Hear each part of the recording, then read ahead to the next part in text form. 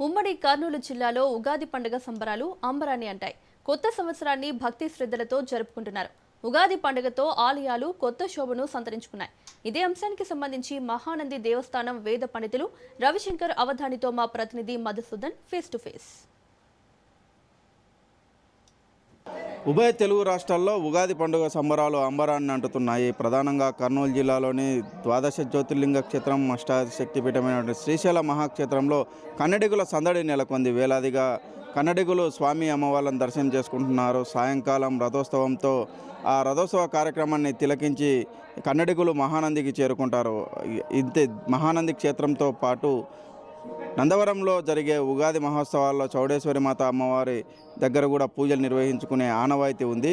ఉగాది పండుగ రోజు ఒక్కొక్కరు ఒక్కొక్క విధంగా స్వామి అమ్మవార్లను దర్శించుకున్న పరిస్థితి నెలకొంది. కర్నూలు జిల్లాలో కైరుపాలలో పిడకల సమరం కూడా జరుగుతుంది. భద్రకాళి వీరభద్రస్వామి అమ్మవార్ల ప్రేమకు గుర్తుగా రెండు వర్గాలుగా భద్రకాళి అమ్మవారి వర్గంగా వీరభద్రస్వామి అమ్మవారి వర్గంగా భక్తులు విడిపోయి పిడకలతో సమరం చేసుకున్న పరిస్థితి కూడా ఉంది. ఉగాది మహోత్సవాలను ఎంతో ఘనంగా జరుపుకుంటూ ఉన్నారు. అసలు ఉగాది పండుగ అంటే ఏంటి, ఉగాది విశిష్టత ఏంటో మనతో తెలిపేందుకు మహానంది దేవస్థానం వేద పండితులు రవిశంకర్ అవధాన్ అన్నారు. స్వామి చెప్పండి, ఉగాది పండుగను ఎందుకు జరుపుకుంటారు, ఈ విశిష్టత ఏంటి?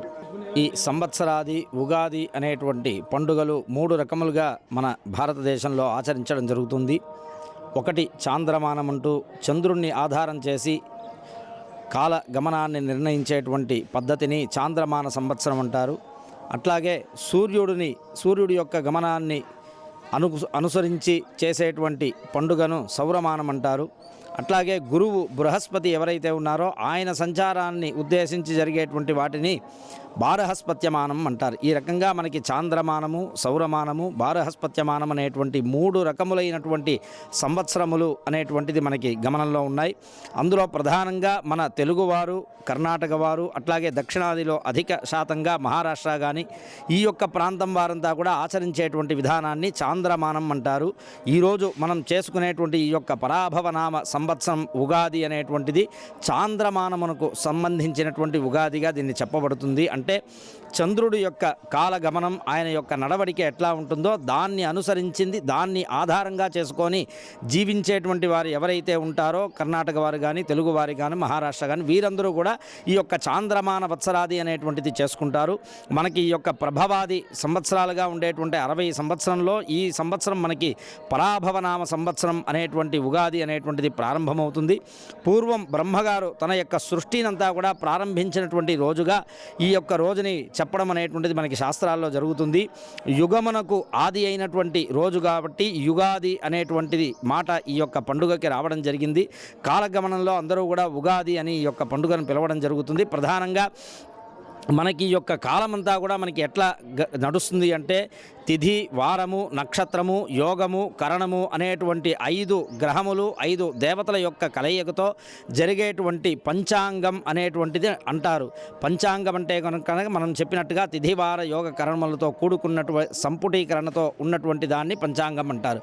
ఆ యొక్క పంచాంగ గణనం అనేటువంటిది ఈ రోజు నుంచి మనకి ప్రారంభమవుతుంది. కాబట్టి ఈ సంవత్సరం మనం ఏ రాశిలో జన్మించాం, ఏ నక్షత్రంలో జన్మించాం అనేటువంటి విషయాన్ని మనం తెలుసుకొని తద్వారా మన యొక్క రాశికి కానీ నక్షత్రానికి కానీ మనకి ఉన్నటువంటి 9 గ్రహాలు, నవగ్రహాలు కూడా ఏ గ్రహాలు ఎక్కడెక్కడ సంచరిస్తున్నారు, వారి యొక్క కాల గమనం ఎట్లా ఉంటుంది, వారి యొక్క ప్రభావం మన యొక్క మానవ జీవితం పైన ఎవరెవరికి ఎట్లా ఉంటుంది అని తెలుసుకొని ఆ పంచాంగ శ్రవణాన్ని విని తదనుగుణంగా ఈ సంవత్సరం మన యొక్క జీవన గమనాన్నంతా కూడా మనం నిర్ణయించుకోవడానికి వీలుగా ఉంటుంది. కాబట్టి ఈ యొక్క ఉగాది రోజున మనం తెల్లవారి సూర్యోదయాత్పూర్వమే లేయడం, చక్కగా ఇండ్లంతా కూడా కడుక్కొని ఇంట్లో దీపారాధన చేసుకొని ప్రతి ఒక్కరూ కూడా ఈ యొక్క పంచాంగాన్ని, ఎందుకంటే మన సనాతన ధర్మంలో మనం ప్రత్యక్షంగా చూస్తుంటాము. నిద్ర లేయాలి అంటే సూర్యుడు రావాలి, రాత్రి అవ్వాలంటే చంద్రుడు రావాలి. సూర్య చంద్రులు లేదే భూమండలమే లేదు. కాబట్టి అటువంటి సూర్య చంద్రుల కదలిక మనకి ఎలా తెలుస్తుంది అంటే ఈ యొక్క పంచాంగ గణనం ద్వారా మనకి తెలుస్తుంది. కాబట్టి ఆ యొక్క పంచాంగాన్ని తెచ్చుకొని చక్కగా ఇంట్లో పెట్టుకొని విశేషంగా ఆ యొక్క పూజలంతా కూడా చేసి అనంతరం దేవుడికి నమస్కారం చేసి మనకి దగ్గరలో ఉన్నటువంటి ఆలయానికి వెళ్ళి ఆ యొక్క దేవుడికి నమస్కారం చేసి ఈ యొక్క కొత్త సంవత్సరంలో మన యొక్క ప్రణాళికలు కానీ మనం చేసేటువంటి పనులన్నీ కూడా దిగ్విజయంగా సాగుతూ మన ప్రయత్నం, మన యొక్క కృషితో పాటుగా భగవంతుడి అనుగ్రహం కూడా కలగాలి అని చెప్పి కోరుకొని జరుపుకునేటువంటి విశేషమైనటువంటి పండుగే ఈ యొక్క యుగాది అనేటువంటి ఈ యొక్క ఉగాది పండుగ. ప్రధానంగా చెప్పండి, ఉగాది పర్వదినాన్ని రోజున ఆ, ఉగాది పచ్చడి తీసుకోవాలా అంటారు, ఏంటి దీని విషయం? అంటే మనకి ప్రధానంగా షడ్రుచులతో కూడుకున్నటువంటి ప్రసాదం అనేటువంటి ఈ యొక్క ఉగాదికి మాత్రమే విశేషము. ఎందుకంటే నింబ కుసుమ భక్షణం అని అంటారు. అంటే తీపి, పులుపు, వగరు, చేదు, కారము అనేటువంటి ఈ యొక్క అన్ని రకములైనటువంటివి కూడా మనం కలిపి తీసుకోవడం. ఎందుకంటే ఇది వసంత ఋతువు ప్రారంభం కాబట్టి వేప చెట్టుకు ఆ యొక్క పూత అనేటువంటిది తొలిసారిగా వస్తుంది. అట్లాగే మామిడి చెట్టుకి వచ్చేటువంటి మామిడికాయలు కూడా పూతతో కలిసి తొలిసారిగా వస్తుంది.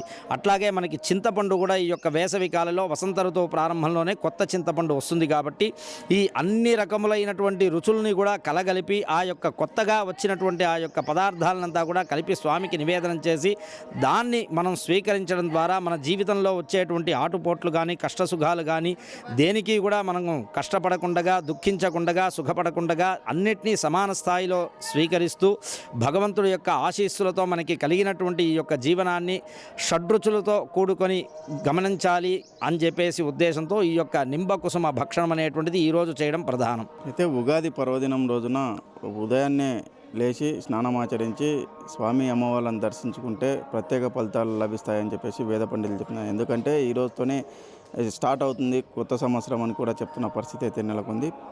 వీడియో జర్నలిస్ట్ శివశంకర్తో మధు, రాజ్ న్యూస్, ఉమ్మడి కర్నూలు జిల్లా నుంచి.